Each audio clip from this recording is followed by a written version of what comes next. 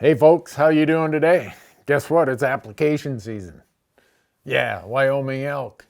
First one out of the chute, right? Well, this year we're going to be doing our application videos a little bit different. We're going to start out telling you kind of the changes. So for those of you who've been doing this for a long time, you just pay attention to the changes in the first part of the video. And for those of you who want to know more, or maybe you're new to Wyoming, well, stay tuned for the back end of the video because we're going to get into the whole gory details towards the back end of the video. But like always, this entire season of what we call application videos, strategy videos, is brought to you by GoHUNT. And if you want all these things that we talk about here, go to GoHUNT.com, sign up using promo code RANDY, and they'll give you $50 of credit in their gear shop. So here we go. This is going to be really fast. Pay attention. The deadline for non-resident elk is January 31st, 2023, 11:59 Mountain Time. No major changes for elk.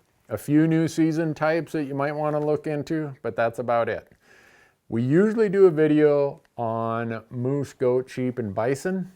We don't do those anymore because so few people apply, and I think fewer people will apply in Wyoming because the big change for Wyoming this year happens to be how they took the non-resident allocation from 25% down to 10%. Not a lot has changed in Wyoming, thankfully. They have a very complicated system, and that's what we're going to get into from here on out. Here's my process, and it's all about efficiency of time, right? Everything that is in GoHUNT Insider, if you wanted to spend days of time going and finding it and extracting it and trying to extrapolate your own odds, you probably could. But I value my time just like I'm sure most of you do. So the first thing I do, I go to GoHUNT, I get the Wyoming Elk Strategy article, and I read that. I read it a couple times. That's the best in-depth information I can get in one article. Then the next thing I do, I go and use filtering 2.0. I filter the units that best meet the criteria that I'm looking for, and a bunch of them pop up. And then the last thing I do, and probably where I spend a ton of time, is on the draw odds. I go click that tab, I check out the draw odds for every unit that I'm interested in. So those are the three things that get me from where should I apply to here's where I'm gonna apply. All this information is valuable. You can manipulate it, you can do what you want, you can have search criteria that doesn't take you days and days or hours and hours. It's right there. So hopefully when you do that and you follow that process, you end up with a Wyoming elk hunt that meets your interest, the hunt that you want. Here we go. Now we're going to get into a little bit more narrative about Wyoming based on me applying there for the last 25 years. When you apply in Wyoming, you have to front all of the money plus a $15 non-refundable application fee. Here's the other problem of Wyoming. They charge you a 2.5% transaction fee. Now when it comes to cost, there's three different costs for elk. There's the special, which is the most expensive, and I'm going to get into that in a little bit, where you have to front $1,283. Then there's the regular, which you only have to front $707. And then there's the youth, so within the regular category, you can apply as a youth for $290. But if the youth wants to move over to what might be special odds or better draw odds in the special pool, their fee goes from $290 up to the special price at $1,283. That's pretty much the cost part of Wyoming elk. Wyoming has what I call a modified preference point system with two different draws. A portion of the draw that is done on a preference point system, and then you have another portion of it that's just done randomly. But then there's also another part of that. There are two different prices. The special, which is more expensive, and the regular, which is less expensive. First, I'm going to start with the special versus the regular.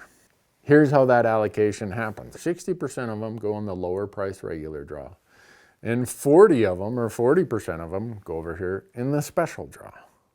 Now they do another split between the tags that get allocated or issued based on the true preference points, which is 75% of the tags, compared to those that get allocated just randomly.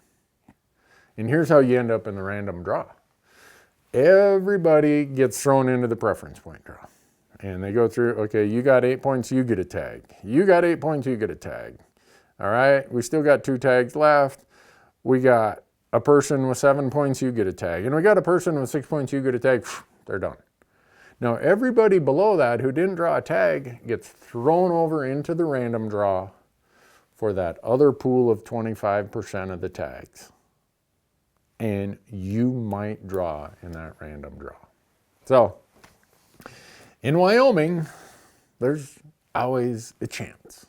But whether you apply in the special or regular, you get the same tag, same season date, same everything. It's just under some old theory they had, well, if we charge more, there's a group of people who can afford that, therefore the draw odds will be better. Some people jump into the special draw because usually, but not always, whatever hunt code is over there in the special draw, it usually does have slightly better draw odds. But go to GoHUNT, go check out the draw odds, and make sure before you make that assumption. Wyoming has a ton of places to hunt. 60% of Wyoming is public land, and some of their best hunting units have a ton of public land. There's 2 state access programs, and by access programs, I mean programs that let the public go and hunt on private lands. It's called the HMA, or Hunter Management Areas, and then the walk-in hunting areas, sometimes called WIHA programs. Be looking at that. You might be looking at your map and say, there's a lot of private here, but if there's a bunch of walk-in areas or HMAs, maybe that's your ticket. Maybe you apply there. So, Wyoming has a ton of places to go and hunt. Now, unlike some other states where by the mere fact you were unsuccessful, you get a point for the next year, Wyoming does not do that. In the summer, starting July 1st, usually through the end of October, and you have to actually go in and buy another point for that year. So if you were unsuccessful, you log in on July 1st, say, I want an elk point, boom, costs you $50 plus a transaction fee. You got your elk point for the following year. Now, if you drew a tag, they're not gonna let you go in and buy a point in a year that you drew a tag. So, hopefully that takes this really complicated Wyoming system and gives you the basics. We've went into even more of the details in prior years, but we're learning from all of you and your feedback. These are the pieces that you really are interested in. And a lot of people say, is Wyoming worth it? And for me, yes, absolutely. And even though if you look at deer and pronghorn numbers, they're down some, Wyoming is a premier elk state. The elk numbers are doing great. Their mix of quality versus opportunity, their willingness to share with non-residents puts Wyoming way up there on the list. And remember, the deadline, January 31st, but don't wait to the end. And if you want to get a whole lot more detail about this, go to GoHUNT, sign up for Insider, use promo code Randy.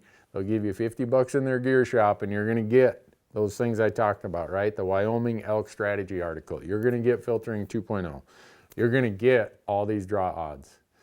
You're also going to get all these e-scouting tools we've been working with. You're going to get desktop maps, mobile maps, the whole works. Anyhow, Wyoming Elk, I wish you all the luck in the world. Maybe I'll luck out and draw, I don't know, but if so, maybe I'll see you out there. Thanks for watching.